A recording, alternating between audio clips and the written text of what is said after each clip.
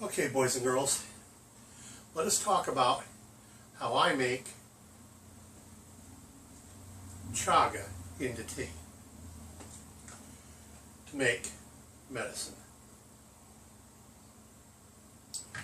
You come back after the intro and I'll show you how I do it.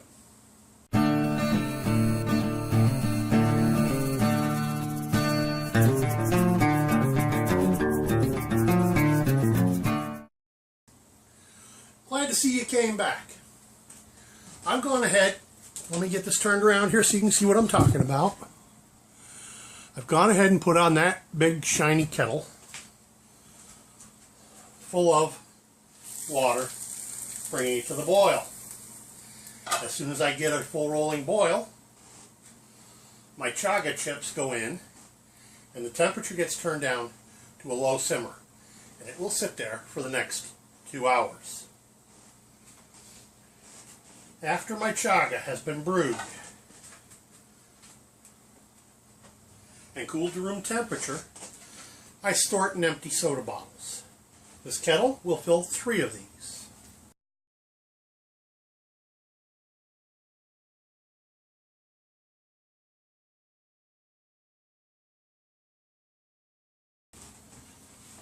When I want to make up a batch of chaga tea to drink, here's the thing. Not everybody responds the same to chaga.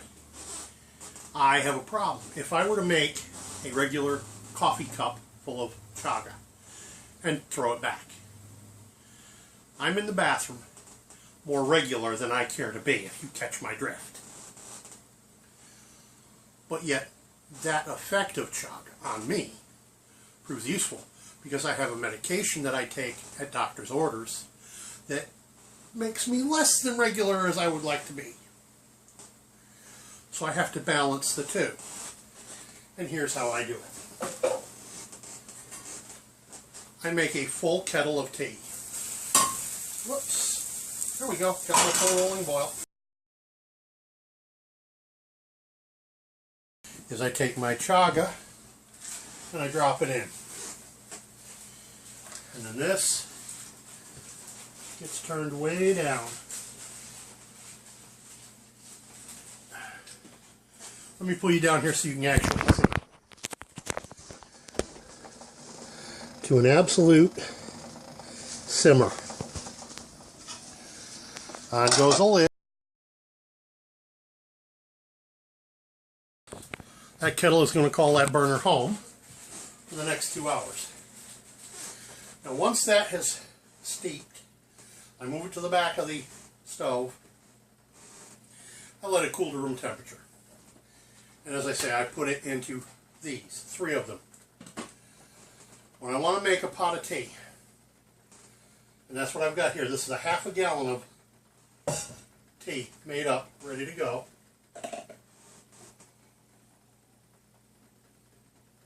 Plus that small cup full. I pull this out. I fill this cup up to about here with the chaga.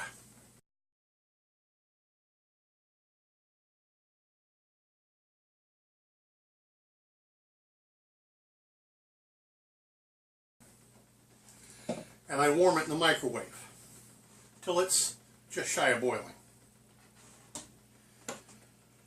I then have this full boiling hot water, which I've added 2 of these tea bags to.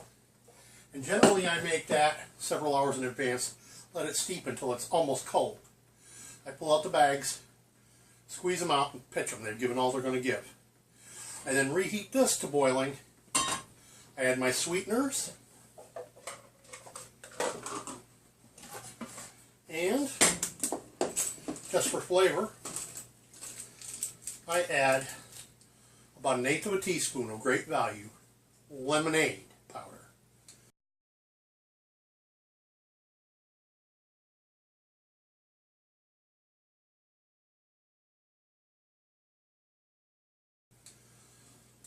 Into the kettle, in goes the chaga, a little bit of a stir, fill the thermos that I've pre-charged with tap hot water, brings the temperature of the thermos up so it doesn't chill the tea at all.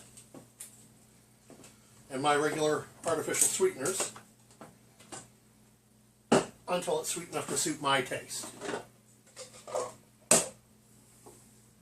And then I sip on this for the next 4 to 6 hours.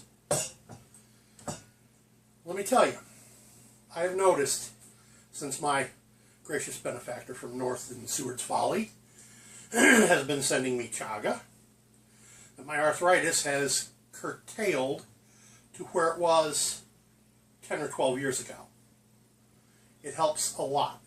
It doesn't stop it, but it helps. Now, my results may not be the same for you. You will have to play with it and figure it out for yourself what the right amount is. I get 2 steeps out of a set of chaga bits, and then they're done. I dry them, and they go into my fire kit.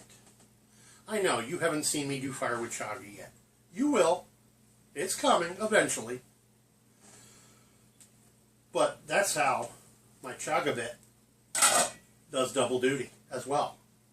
No unitaskers in my pack. So one more concept from the Smithy, the Vembrato Smithing and Woodcraft, with your medical wild edibles tip. Peace out. By the way, don't forget to